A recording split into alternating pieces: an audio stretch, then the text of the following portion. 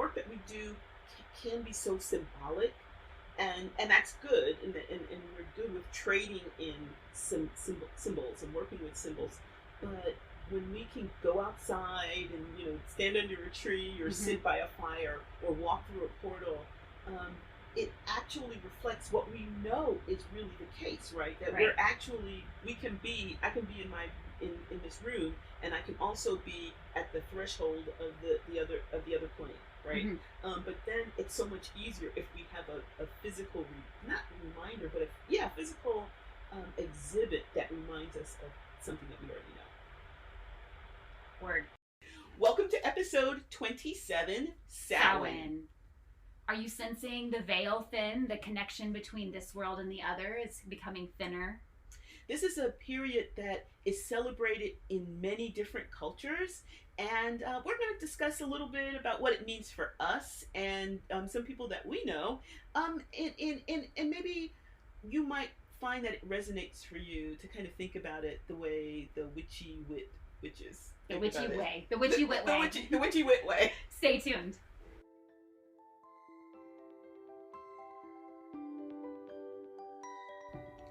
Welcome to the Witchy Wit podcast, where we look at life through a witchy lens. I'm Kimberlyn. I'm Leilani.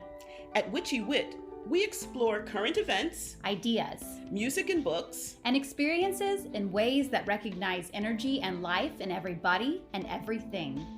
We are both real witches. And we bring two real perspectives through the lens of our different ages, races, and backgrounds. With a healthy skepticism for what we have been told is true, our conversations are raw, candid, and vulnerable. Join us as we cast a spell to uncover what we each know is true in our intuitive, witchy selves. Well, episode 27. 27. Yeah. So I am continually excited. Well, that doesn't sound right, but you know what I mean. You know what I mean by the fact that we've made it this far. Me too. And we've made it to another Samhain. Another Samhain, that's right, because we did a Samhain episode last year. So before we jump into Samhain, I'm going to start a little check-in. So one of the things that I started doing, a dear friend that we share, took me up to, and another friend up to the wine country back in the summer. And I loved it so much that I joined the clubs of a couple of Texas wineries, and it's so much fun. They try to see the Texas. Well, later we'll put a trigger warning in.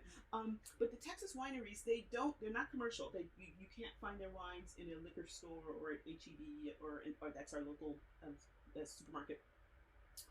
You basically have to buy it there. So to encourage people to come and to buy their wines, they make it very much like you're joining a family. And so you commit to buying a certain number of wines a year, but they also have one of the wineries this Sunday is doing something called the Vino Bingo, where when you picked up your wines, they gave you bingo cards, and then you get to win prizes and things like that.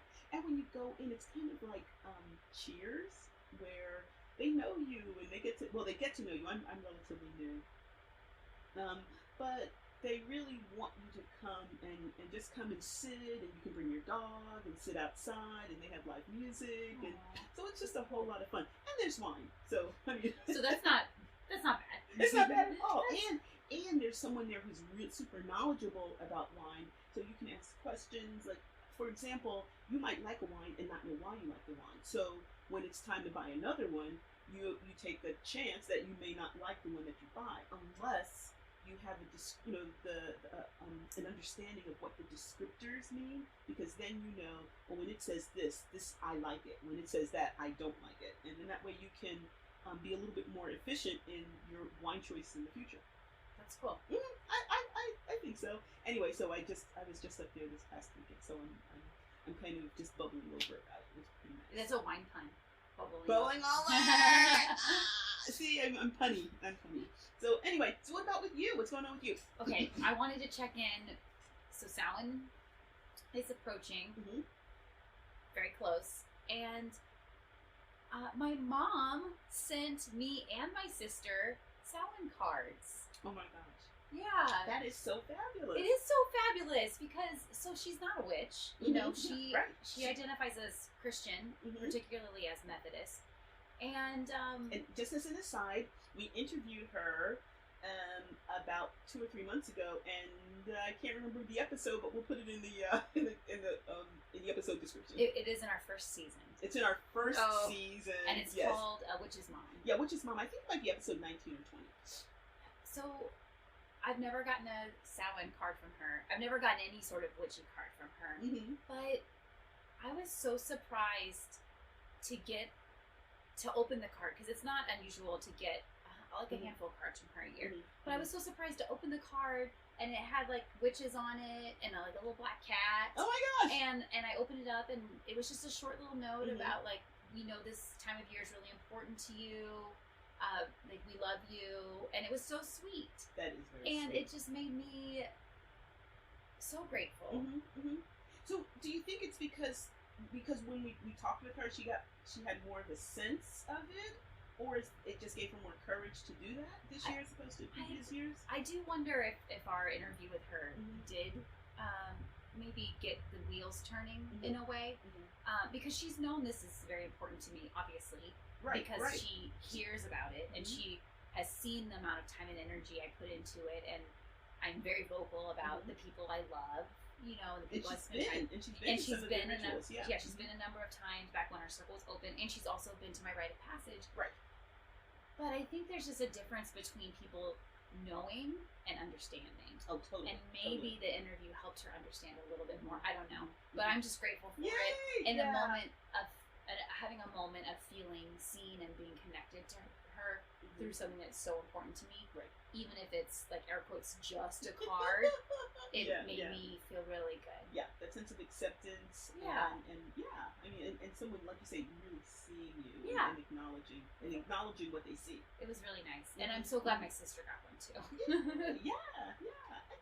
Good mom. Good mom. She's a witch's mom. She's a witch's Multiple mom. witches. Multiple. She's a double witch mom. Yeah. Which sounds like we should be doing something with that, but we're not going to. So she needs some sort of like colored belt. Like, she deserves a green belt now because she's a double witch's mom. Or at least a trophy or something. Yeah. Samhain.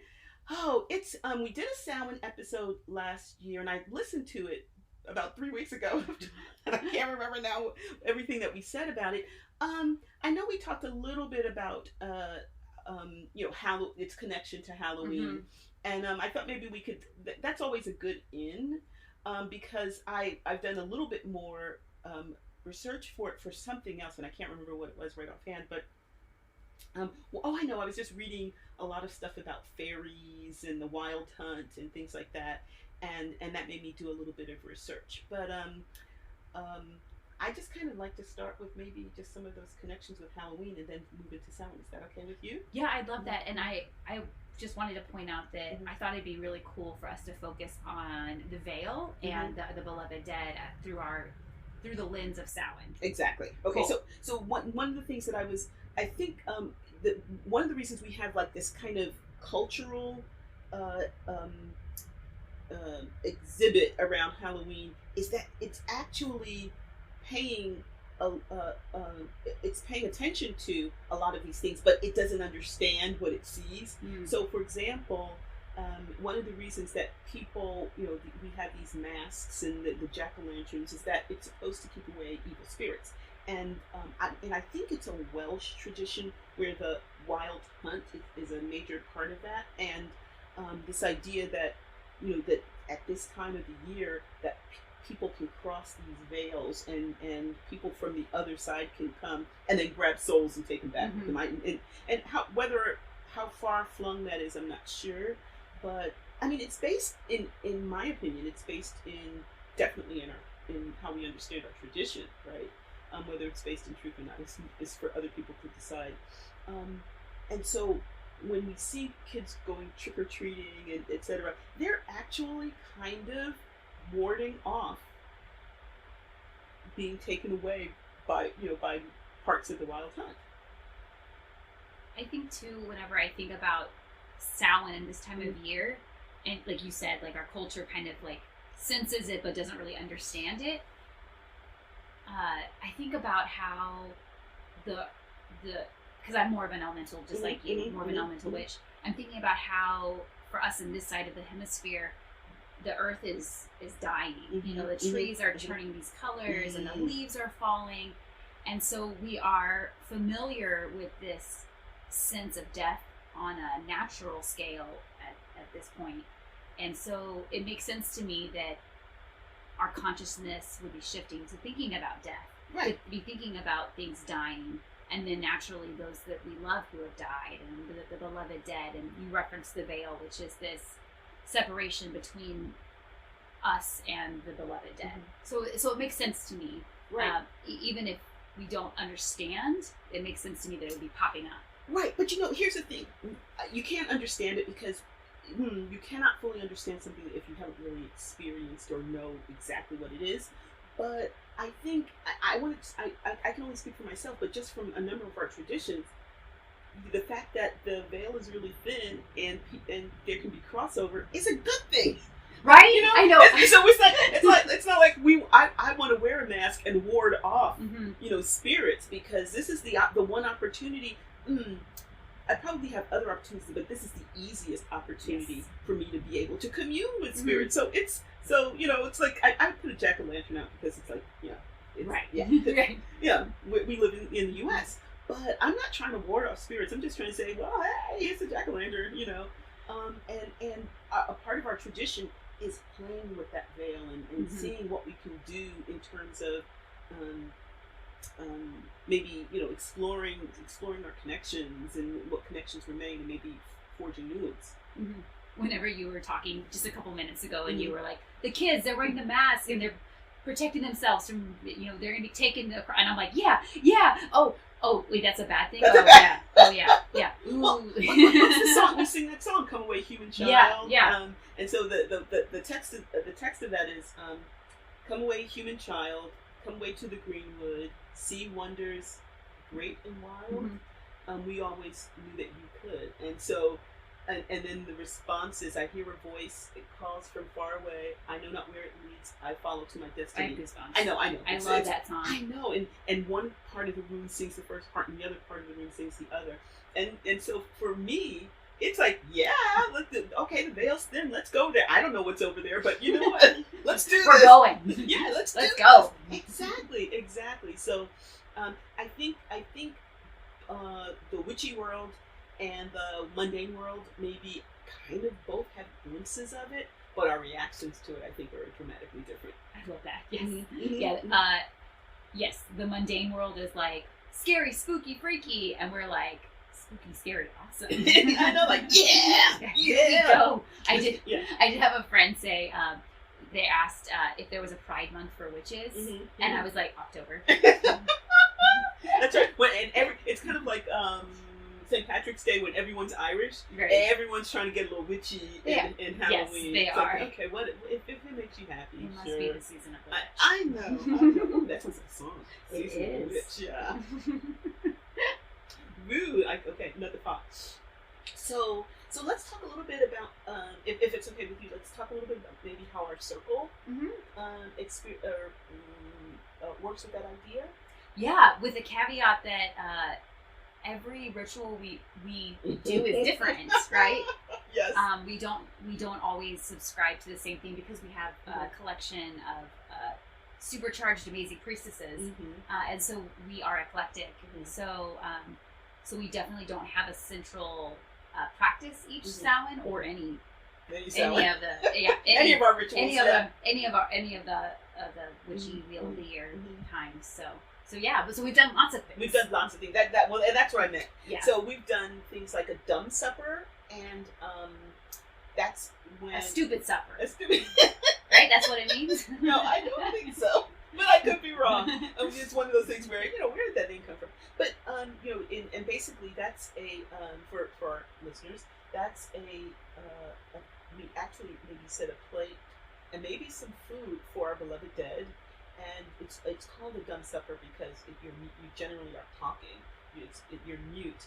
But it can be wonderfully powerful. And I've done that with friends where we've actually prepared the meal in silence. So in preparation, so we just, like at 4:00, we just stop speaking, and we get her done, and then you just sit and you have the meal and you open yourself up to the possibility of beloved dead by bone or craft, blood and bone or craft, coming to visit.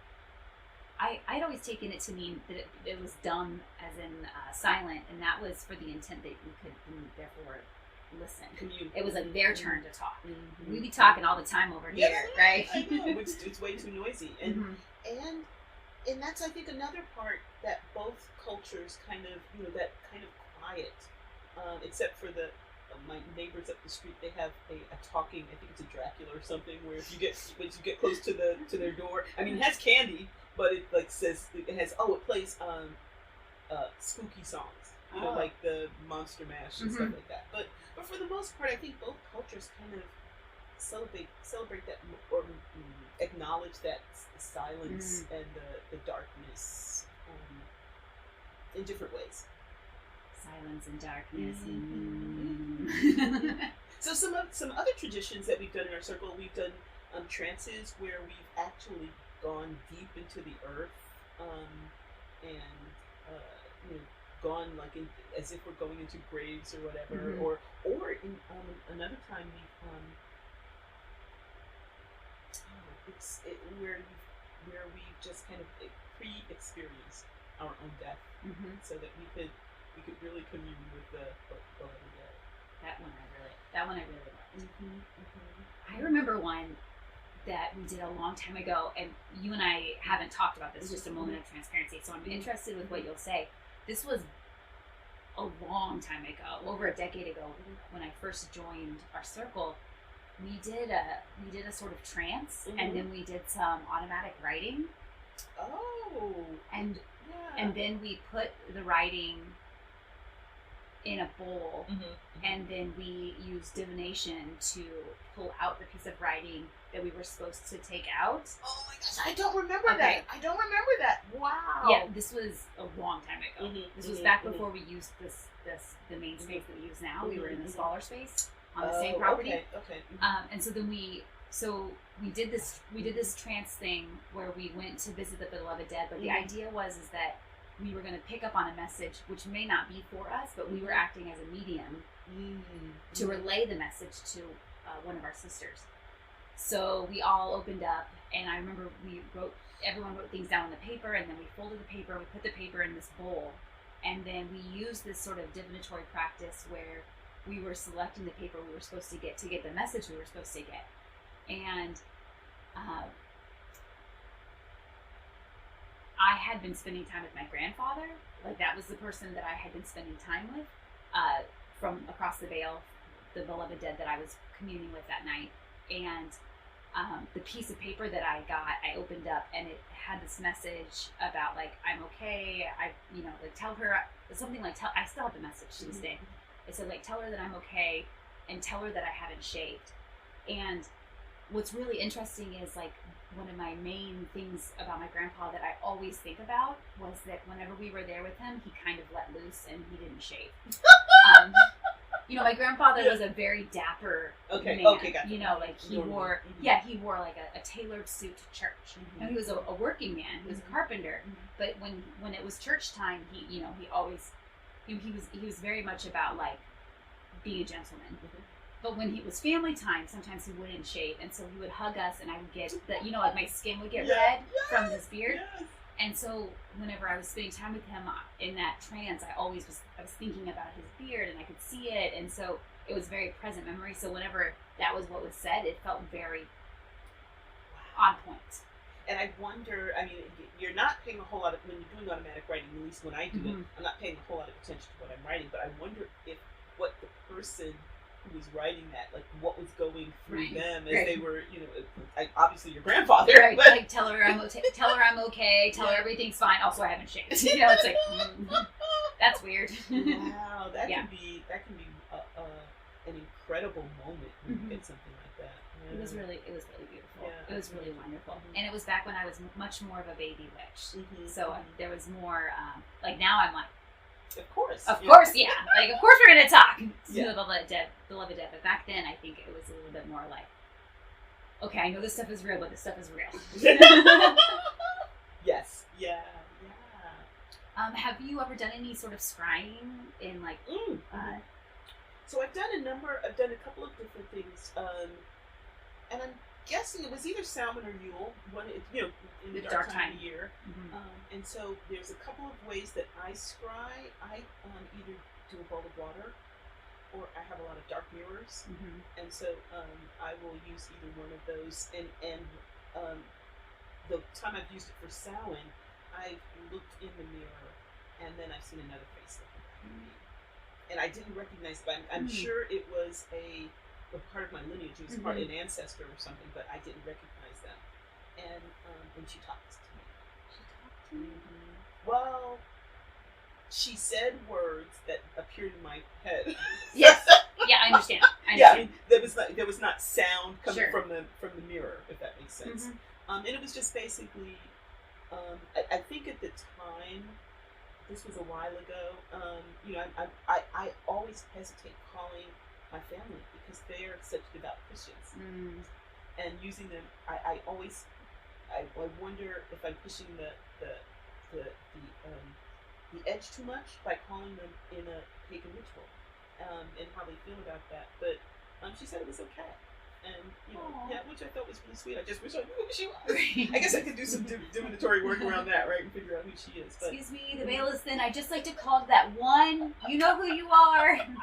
You know who You're the one that's down with this. That's right.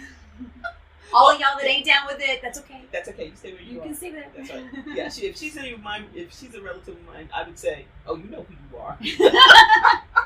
Come on, girl. Let's do this. So yeah, I thought that was really sweet. What about with you? I like Black Mirror scrying in the dark time of the year, so particularly around Samhain, and also Yule, but particularly around Samhain. For communication like I did, or do you do okay? Yeah, communication like you did. And then one time, a couple years ago, with one of my super duper closest friends, she has 2 daughters, and then we did kind of some stuff with, there was a woman at our circle who was underage who came with her mom. So like she came with her older sister. So like we had a number of younger people. So we would do, we called it craft and crafts. So it was like witchcraft and then also crafting. But we did we made some sugar skulls. And this is like, there's a little bit of a crossover, but it is totally separate. The Dia de los Muertos, which is really big at our area because we're in South Texas. We're really close to Mexico. We're closer to Mexico than we are to most places in the United States. But we did some sugar skull stuff, and then we also did some sugar scrying on mirrors. So what do you? So tell me about it. Yeah. So we took dark mirrors, which we had made previously because we're witches. And like every witch should have a dark mirror. Every witch has a dark mirror. Yeah, I've got a couple. Right. So we've been around and used them in our rituals in the past. So we had the dark mirrors, and then we had a fire going in the backyard, and then we took some sugar. Because we had done some work with sugar skulls, and then we had, you would throw the sugar onto the dark mirror and then kind of shift it around and use the firelight. So between the firelight, the dark mirror, and the sugar, you could see images or letters or symbols pop up, and so that was really cool. Wow, that sounds like it would be. For a moment there, you were saying fire and sugar, and I was thinking, okay. Right. I always have to be careful with me with things that I can throw into the fire.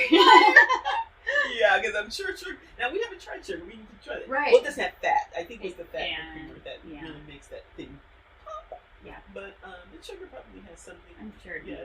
We'll try that next. I'm sure fire. it'll be sweet. Oh, honey.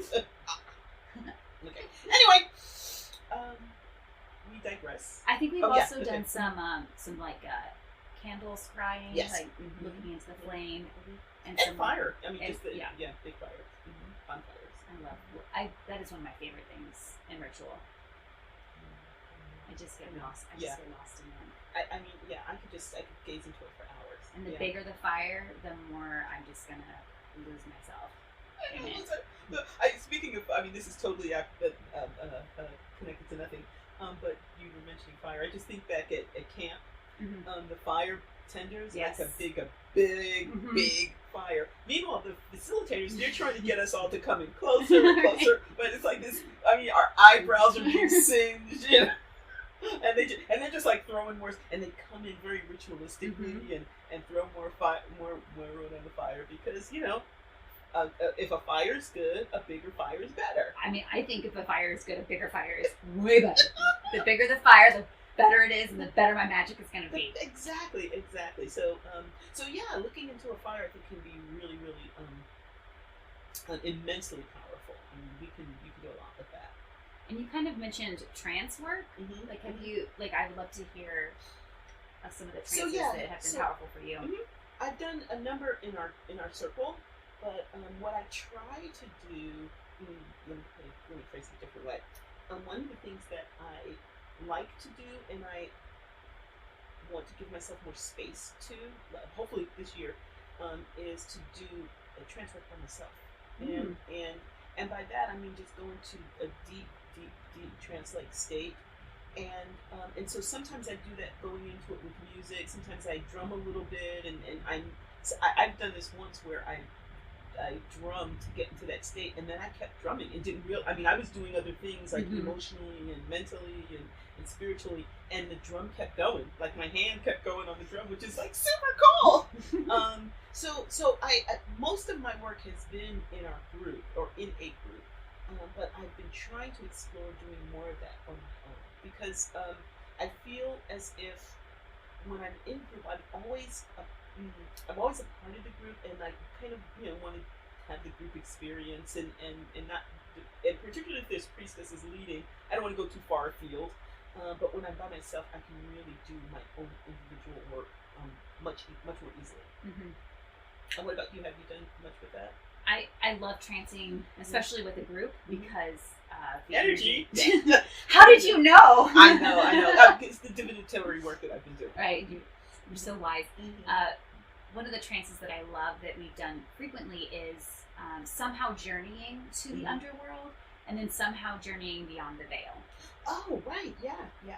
I really love journeying through the veil. Yes, and we have a couple of women who are really good about opening portals, and I never did any work with that before. I just kind of figured I'm going to go there or not, but it's highly symbolic, but it's symbols that take us where we need to go, right? Right. And so was it last year? They had, or maybe it's 2 years. It had to have been 2 years ago because last year was COVID. Where we had these huge branches. Do you remember this? Yes, I do. And one of the women was holding the portal open, or standing by the portal so we could get back through. And just knowing that, I think, allowed me to go much deeper than I would have, without that symbol going on there, or that actual presence doing that work for us. It is nice being like a team, in that like we can all hold these separate roles so that yes, I agree. As someone with trust issues, it helps me having people that I trust doing things so that I can let myself go deeper. Yeah, you can feel safer. I think another part of why that particular ritual was so good for me is like I'm very physical, and so actually walking through a portal, that someone's holding open, and we actually see it created with branches. There is a physical thing that exists that I am physically going through at the same time, while I'm also spiritually experiencing it and spiritually going across the veil. Yeah. Things like that are really helpful for me. How'd you do that? Well, we're just going to have to start building some more portals. Right? But I think as witches, I'm going to speak about myself. As a witch, I'm so used to trading in symbolism and magic in my mind, and that suspension of disbelief so that I can cross a barrier and do this magical work. That sometimes I forget, like, if I'm calling earth, hold up a rock. Yes. Yes. If I'm calling water, have some water. If I'm going through a portal, go through a portal. Right? Like walk through the door. Right? Yeah, like there's portals everywhere. We have a portal leading in every room. We've got a door. Like, why not walk through this like liminal space? So for me, the remembering to practice in the literal helps with the existential. Oh yeah, very nicely put. Yes, girl. Is that going to end up possibly at the front of the episode? Yeah, no, I think so. That it sounds like it definitely is in the running for that. Yeah. No, I think and one of the things that the work that we do can be so symbolic, and that's good, and we're good with trading in symbols and working with symbols. But when we can go outside and stand under a tree or sit by a fire or walk through a portal, it actually reflects what we know is really the case, right? That we're actually I can be in this room, and I can also be at the threshold of the other plane, right? But then it's so much easier if we have a physical not reminder, but physical exhibit that reminds us of something that we already know. Word. As I was listening to you just explain that, I got lost a little bit in your voice. Well, I think I got lost a little bit in the explanation. No. But here's the reason why I got lost in your voice. I think like when you start talking like that, passionately about magical ritual technology, magical technology, I start trancing out. Because I'm programmed to when I hear you speaking that way, I'm like, oh, she's taking me somewhere. Oh, yeah. Here we go. Yeah, but not right now. Right, not right now. Or I am kind of descriptively, but not really magically. At least, I'm not trying to. Yeah. Could we talk about aspecting? And I know someday we're going to do a ritual. It does feel like ritual. We're going to do an episode around aspecting. Maybe not getting all the way into the nitty gritty of it, but maybe aspecting on it for Samhain. So, and when you say that, you mean like talk about experiences? Yeah. Okay. I do. Yeah, you do. So I'm trying to remember. So one that I remember doing, I aspected Oya, and that was it was a tough one for me. Not tough in the aspecting part because she was way ready to be there. I thought she was very.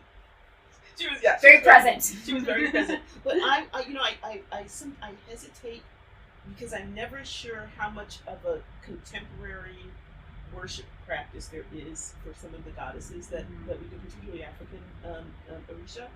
And so I want to be very super respectful of how these deities may be normally worshipped, and not trying to co-opt and misappropriate that worship. So it took me a while, and there was some other stuff that was going around with it with other people who didn't know anything to it.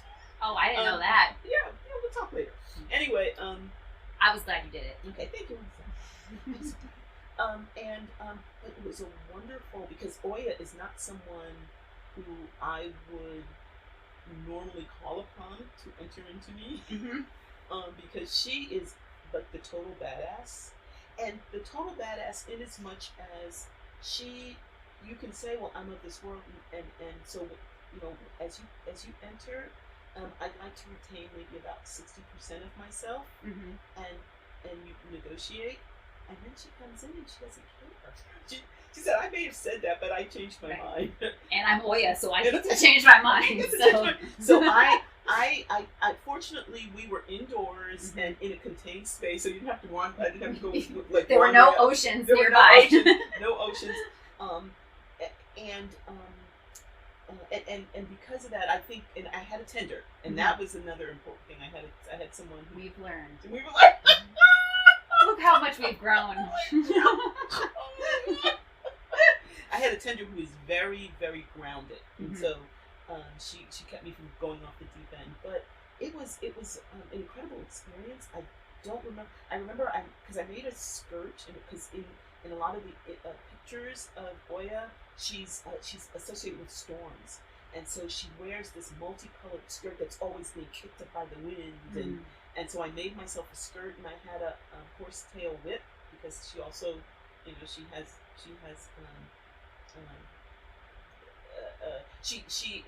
can be a spur to people. She can like not force, but she will strongly encourage you to do what you need to do. And so she's often pictured with a whip. And it was a wonderful. I mean, for me, it was. She's a dark goddess, and she's about these liminal spaces and crossing the boundaries. So she's perfect for Samhain. And she was very good about crossing those spaces into me. That was one of the few rituals where I could not make eye contact with the person who was aspecting. With me? I could not. Wow. Would you tell me why? Yeah, it was almost, like, I want to say it felt like you were too bright, but it wasn't bright. Like, it felt like it was too much. Like, too much. I remember I tried, because I love you, and you came in, and I was like, holy shit. Like, there you are, you know. But it wasn't. You. Yeah. You know. But I'm like, there's her body, and like, wow, you know, because it like doesn't look like you, because it doesn't, but it's you, but it doesn't. And then you were walking around, and you happened to walk by the space where I was, and I tried to make eye contact with you, just probably out of habit, because I was looking at you, and I tried, and I couldn't. It was almost like your eyes wouldn't go up. Yeah, like my eyes couldn't, like you know, like whenever a fan blows in your eyes, and you're like, you know, or like the light is too bright, and I'm like, it was just like I couldn't do it, and I remember being like, whoa. I loved that whole experience, and I wish there was a way I could have like a little bit of Oya, a little bit of Oya in that, you know, because she is. It's female, feminine energy to the nth degree, unashamed, unabashed, ready to be there, ready to live, ready to explore, ready to just be super, super present. And I would love to be like that all the time. You know, so. But I can't take being oil all the time. You know, not all oiled. Like you would see like at the end of the year that like little shriveled up. Okay, well, you know, she was a good vessel for Oya for a while, but Oya burnt her way through it. You know, I mean, but I remember. I don't remember much of what went on, but I just remember that feeling. I also really appreciate that we use and invite mythology and goddesses that are not maybe what 9 out of 10 people in the United States would be working with. You know? Yeah. And like Western Europeans. Yes. Like Hecate, phenomenal. I am not throwing. First of all, I would never throw shade at Hecate, but also I'm not. Yeah. Because she's phenomenal to work with, and rightly so. And they're also really powerful mythos to tap into, like Oya. Yeah. So I'm always grateful when we do. Yeah. Me too. When, do you remember that we did a ritual a couple years ago? It was pre-COVID. That we built an altar to the dead, and I actually was the one aspecting, and it was we had a dumb supper, and so we like had the dumb supper out, and we had seats for the beloved dead at the table, and then I was aspecting like a goddess of death, and that was really. This is the one we were outside, right? Yeah, we were outside. Okay. It was really that one. It was really powerful for me because it was interesting. As I walked around during the dumb supper, I could hear things being told to me about the person who was inviting their beloved dead member to sit with them. Wow. Yeah, so that was really interesting. Yeah. And it was interesting. I felt that my common relationship with aspecting is that I feel like I'm a person in like a sports stadium, and like the show is going on down there, and then my Leilani consciousness is like, you know, seated in the nosebleeds, and I'm kind of watching it go on. Okay, gotcha. And then depending on how much I negotiate with the sacred, I may stick with that negotiation. Depends on how close I am to the action. If you're right behind the bullpen or something. Right. Or am I like all the way up, like with my back against the edge of the stadium, like I was when I went and saw Katy Perry? Like literally, I cannot be any farther away. And still be still be in the building. I'm in the building. So it was more like that. But I remember just like listening in and hearing this dialogue around the relationship of that person to the beloved dead, and like at one point in time I was sensing like this person has not let them go, like this person is still like holding on to them, and they the beloved dead. Yes, they've passed, they've gone on to the other side of the veil, and this person is still in the throes of grieving and like is not, you know, separating from them, and they can sense that, you know. And then like I would be at other people, and they're like, oh, they dance together, like they did, you know, like and they have a joyous relationship across the veil, and just being able to sense that, it felt very private and very sacred. And the part of Leilani that was able to partake in that, I remember just feeling really like it was a really special moment to get to be in on that. Yeah. You kind of you experience part of it, right? Because you're the conduit for that to take place. That's amazing. It felt really neat. It also helped that I was up and moving around. I do better aspecting work if I'm moving. Because that energy. I could move and I could walk, and it was nice. Also, I had a black veil on, and as someone who is so kinesthetic, the fact that my eyes were shaded, it really helped. Yeah. So that is like a pro tip for me. for anyone who wants to do any aspecting, you know. And it's actually the veil, right? You know, that you're creating like a little inner space where you're embodying the deity, divine. Wow, that's cool. Yeah.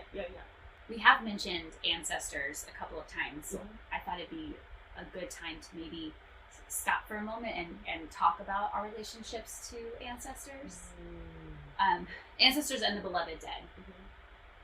I had a moment in ritual years and years ago where the group that we were practicing with makes a ritual of calling the ancestors. Sometimes in the spaces that I'm in, we call the beloved dead, or we call our ancestors. Sometimes we even call descendants. This group that we were with, it's ritualistic that they always call ancestors and descendants. And the image that they used was the person calling the ancestors was standing in the center of the circle, and then two people, am I correct? Two people came up behind that person and put their hands on that person's shoulders. And then two people behind those two people, so 4 people came up and put their hands on their shoulders, and it created this like a lineage. A physical lineage. It was harken back to what we said, making the spiritual physical, you know. And it was the first time I had ever physically seen that sort of representation of what it looks like. And I know it. Like, I think about my grandparents and, you know, my parents' parents, and like, you know, how it goes that way, that lineage. But I've never seen it in that way. And I think being in a spiritual space, seeing it in that way really, really impacted me. It was really beautiful. And then they did the opposite, coming out the other way for the descendants, and that was really powerful too. So, you know, this idea of we call them, we want to commune with them, we want to communicate with them, but whether we do that or not, they're still there. And you know, and that physical representation of that whether you do any sort of magical work with your ancestors or not, they're still there. And a lot of traditions believe that they help and they guide, etc., whether you know it or not. But just being able to see that, I think, would have a great deal of impact. I don't feel a lot of connection to ancestral magic, or haven't. Seeing that made me realize what you just said. Like, oh my gosh, like it's like a resource that I'm not tapping, and I'm also not honoring. And I felt, and I kind of realized in a very humbling way, like, you know, like smack myself, like get your act together, like be, like it's there, and it deserves to be honored. And it's funny because until a couple of years ago, I never did much with an ancestor's altar. I think I did something small, and then was it your ritual last year? It was where we did altars, and that was the first time I did a really extensive one, where it was it's kind of a combination. Well, I have no idea, but I know there were a lot of things that I incorporated were from like the voodoo tradition or the Black spirituality tradition. And so can I tell you a little bit about it? Yes, please. Well, you saw it. I was lucky enough to saw it. Yeah, to see it. To see because it. Right, to see it. Because just so our listeners know, this was October of 2020, so we were using Zoom. So we built altars in our own homes, and then we had the option to share them over Zoom. Exactly. During the ritual. Yeah, it was amazing. So I had, my parents and what I had of other relatives, and so a part of, I don't know if this is just maybe, I think that this is a part of like the Dia de los Muertos tradition as well, is that you have things on the altar that those people would like. And so I got from my mom, do you remember this? I do. That, when she used to get together with her friends and they would drink these whiskey sours and daiquiris. And they were not, like nowadays we'd get some freshly squeezed juice and all of this kind of stuff. No, they opened them little hard little packets. You shake them up. You shake them up. You shake it down a little bit, and then you rip off the thing. You throw it in there. You throw some scotch in there. Bam. You're done. Done. Let's start drinking and playing some cards. And so I was looking for those because for some strange reason, not too many places made them anymore. Because I wanted to. That was such a part of what I remember with my mother, is her getting together with her girlfriends and a lot of feminine energy, and them just having a good time and just sharing and just kind of dropping the masks and just being themselves.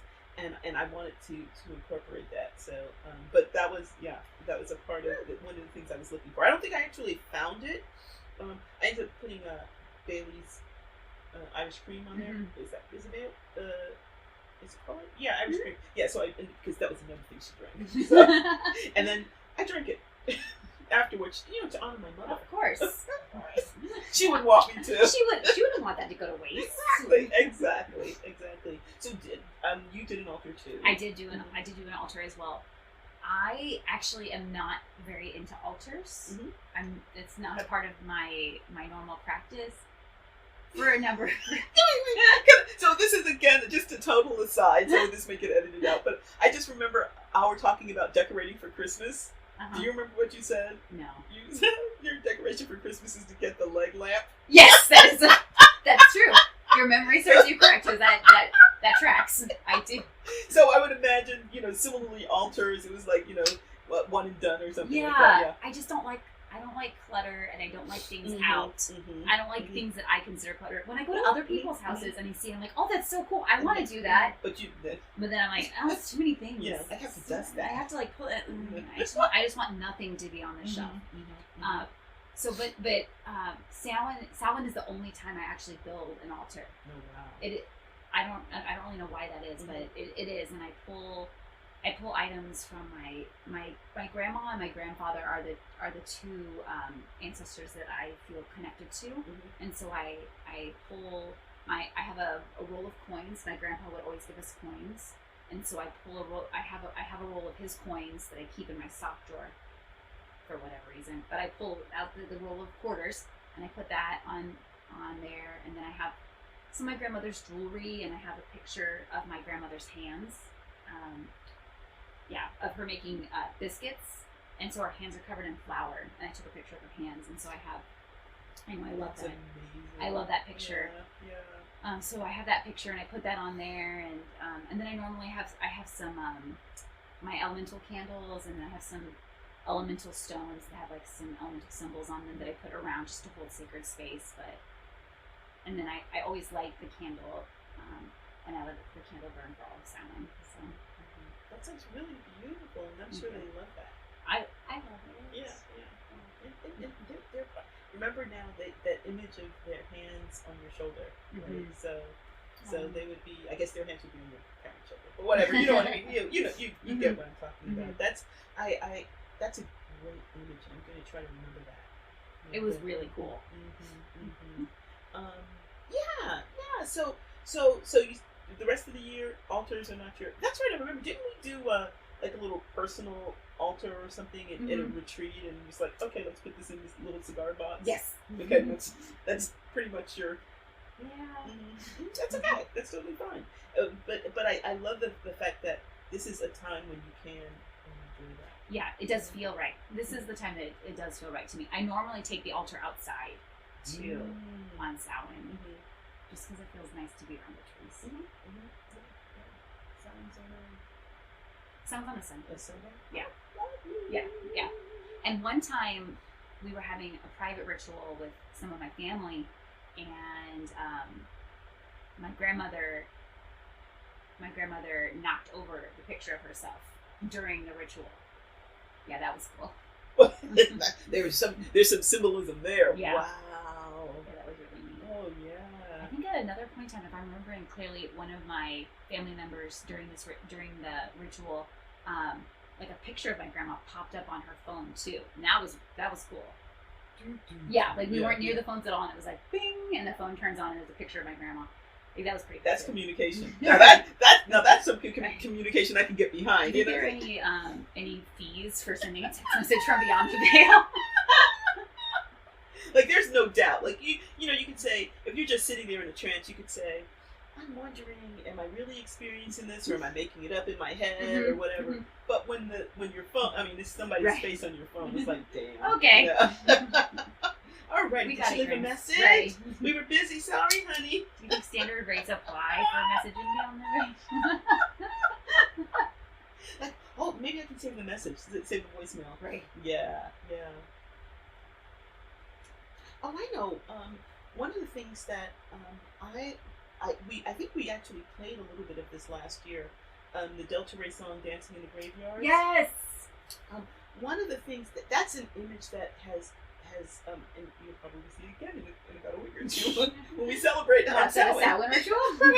Perhaps. But I love that image of the idea of this continuity. First of all, we're just on one plane and they're on another plane, and eventually we'll join them on that plane, or we'll go to a different plane. You know, who knows? Who really knows, right?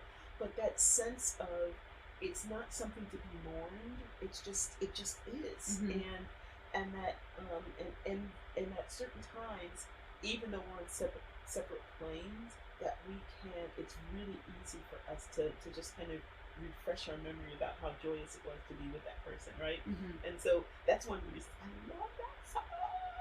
And we won't play it this year again, but you can go back and listen to our Samhain episode from last year, episode 4 or 5. Just say. I do, as someone who is very like a body kinesthetic energy, I do love dancing with the beloved dead. I do love dancing in graveyards. That's a good thing to hear.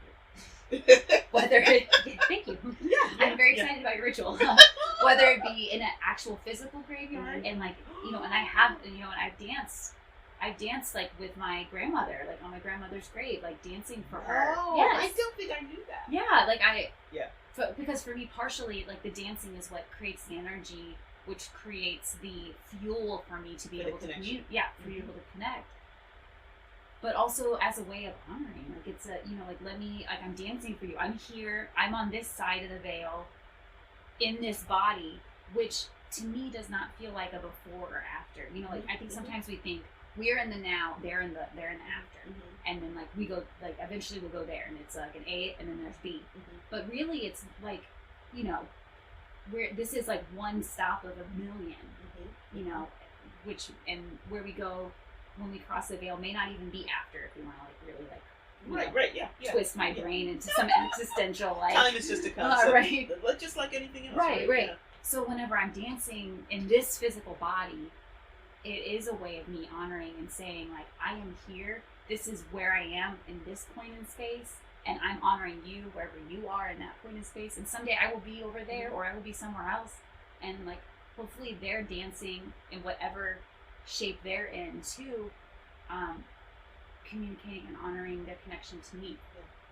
And I think one aspect of dancing is that you're totally present, and whatever that present might be, right? So that's the thing that I think is amazing, is that when, in my opinion, when I'm totally present, I'm not just in this one spot.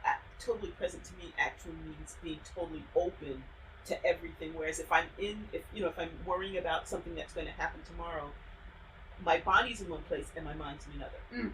And Preach. If I'm like kicking myself because of something stupid I did yesterday, my body's in today, but my brain is in yesterday. And so it's possible, I'm sure, to be dancing and thinking about other things, but that's a moment when one can be super, super present, and by being present, you're actually open to all of that. Yes. And so you're like thinning the veil on your own just through dancing. I am.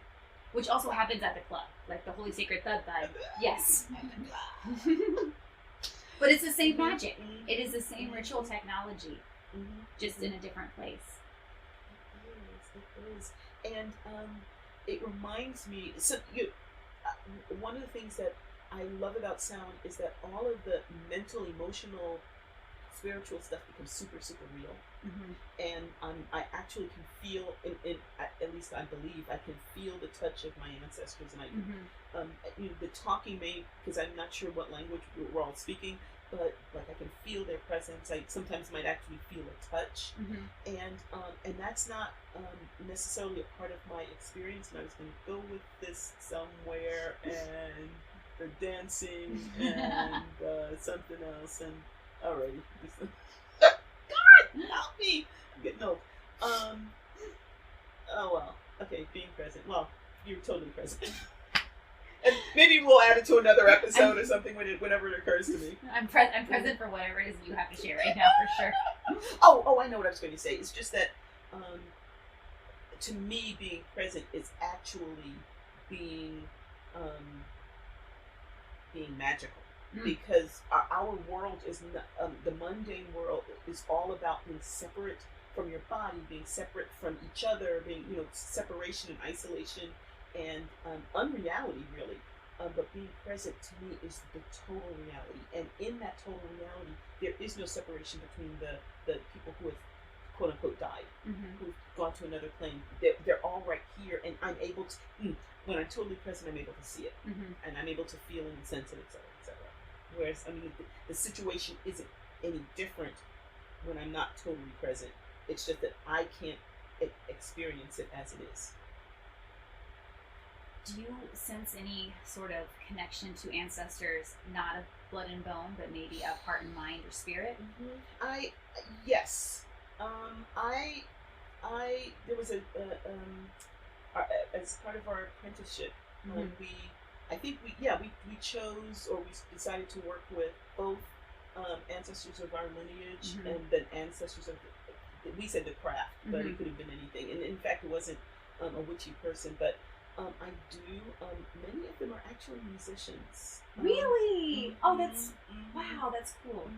Because, again, for me, when I'm making music, I'm super, super in that presence, and in the presence, and in the presence of everything that's around me.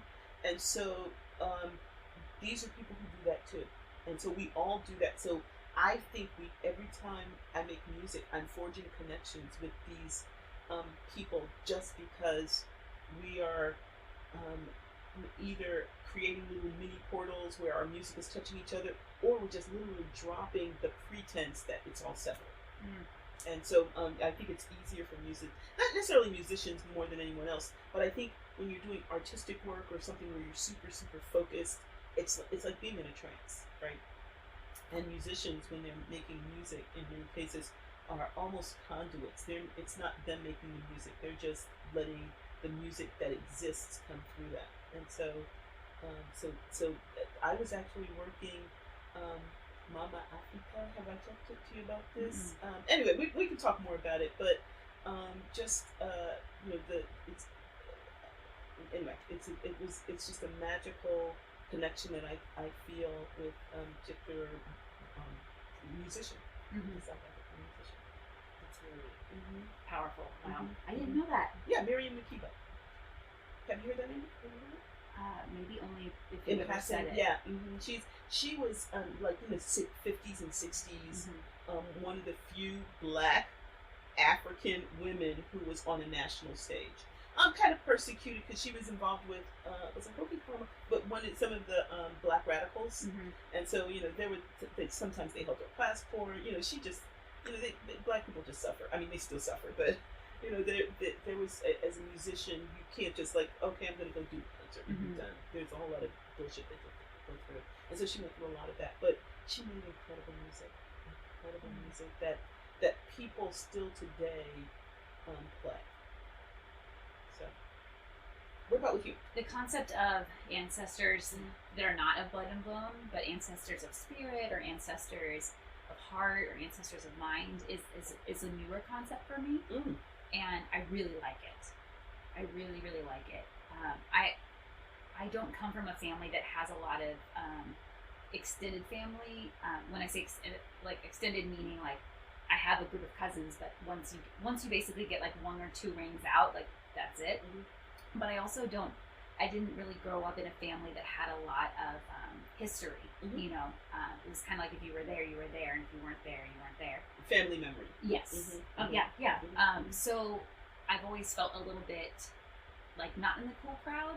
Oh. Whenever I came into the craft and people are like, my ancestors, and I'm like, I got my grams, but and she was there for you, and so your grams too with this beard. Yeah. But the concept of being connected ancestrally to people who have been a part of a cause or a purpose, or like I like to think about it like energetic, like their energy was going into the same river that I'm pouring my energy in this lifetime into. Yeah. And so like I really love that idea of honoring them, because I'm grateful for the work that they've done before me, and I'm grateful that I in this moment get to do the work too.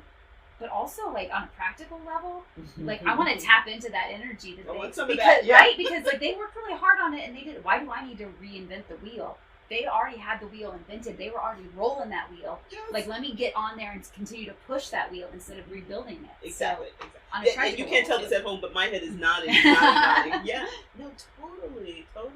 Yeah. So I feel a lot of connection to like some activist energy. Really? And yes. And some movement and dancer energy. And then even beyond that, even if it's not specific people, but calling upon those types of people. That maybe are unnamed and unknown in history, because a lot of what I feel like I feel called to do is, nothing that will ever get me in a book or in the paper, but it's things that make real change for people and they may not even know it. Right. So I feel called to those who I don't know their names and I don't know their faces. So the archetype of this. Yes. Yeah. Oh, that can be incredibly powerful.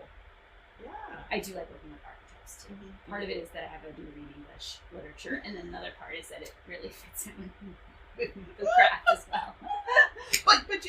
but and I think we say elemental, and that can mean a lot of different things, right? It can mean the elements. It can mean getting down to the core, essential element of something, a part of something. And archetypes are that, right? That is what archetypes are. Yes. Yeah. So there you go. It's an element, of course. Of course, right? Yeah. Beyond the gates, I see my father. Beyond the gates, I see my mother. There I see the line of my people going back to the dawn of time. So as we close our discussion about the beloved dead and crossing the veil on this time of Samhain, I thought we could talk a little bit about the idea of like the gates, like separating. Like there is that visual, there's that imagery of like there being the gates that we cross through, and that the beloved dead are on the other side of that. It's really beautiful. It is really beautiful, and as we know that the gates can be very liminal, and they can be open. We can have a portal, but so we have there's a beautiful song by Sharon Knight and T. Thorne Coyle, called "Beyond the Gates," and you just heard a little bit of it, and so, but I, if you'd like to hear the whole thing, you can buy it. We encourage you to support musicians by purchasing their music. So we just gave you a little teaser, but I'd like to read the whole text because I think it's an empowering text. I have cried while we have sung this in ritual many times. It's so beautiful. Beyond the gates, I see my father. Beyond the gates, I see my mother. There I see the line of my people going back to the dawn of time. Beyond the gates, I see my sister. Beyond the gates, I see my brother. There I see my beloved kin going back to the dawn of time. I will take my place among them. I will drink of life everlasting. I will live in the halls of the mighty until the end of time. May you live in the halls of the mighty with your beloved dead on this Samhain or whenever it is that you're listening to this. And we hope that this episode has helped you get into that Samhain energy. And recognizing that all of these planes exist at the same time, but we get this opportunity to experience people who are in different ones. Blessed Samhain. Blessed Samhain. We hope you have enjoyed the magic that has unfolded here at Witchy Wit. It would be great if you would help make Witchy Wit possible and get access to exclusive content by donating on Patreon. We'd love it if you join our Witchy community and enjoy shareable content on Instagram, Facebook, and YouTube. Would you do us a big favor and support us by rating and reviewing us wherever you get your podcasts? It's free and helps witchy folks find us. Feel free to email us at witchywitpodcast@gmail.com. We love to hear from our community. Reach out and let us know what's brewing in your cauldron. New episodes are released every second and fourth Friday. Follow us on your favorite podcasting platform so our episodes go right to your playlist. You can listen as you ride your broom. Stay witchy, y'all!